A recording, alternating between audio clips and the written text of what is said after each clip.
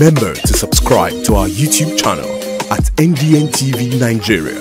Click on the subscribe button and be the first to get notifications. The Director General of the Association of Local Governments in Nigeria, Algon, Sir Itiako Ikpopo, says the independence of the third tier of government is an ideal that must be pursued to fruition to allow for proper and robust governance at the grassroots.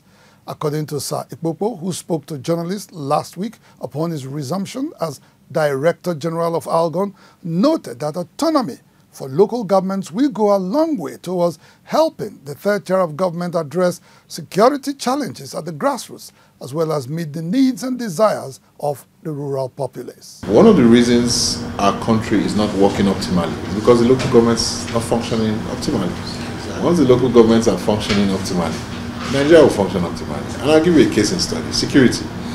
You and I agree that across the country there's a form of security provided by community indigents.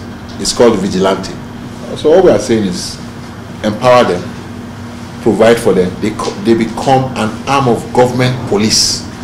Another issue of concern for Sir Ikpopo is the dire need for improved capacity among local government staff, which he said would be given accelerated consideration. For his part, Honorable Michael Woko, immediate past Algon chairman of Abia State, said local government autonomy is indeed an ideal the association cannot afford to ignore. We continue to fight it to make sure that local government gets the autonomy they are supposed to get. The interference of state governors in the finances and affairs of local councils has hindered their capacity to deliver critical services such as health care, potable drinking water, internal roads, basic education, markets, and many others within the purview of their mandate.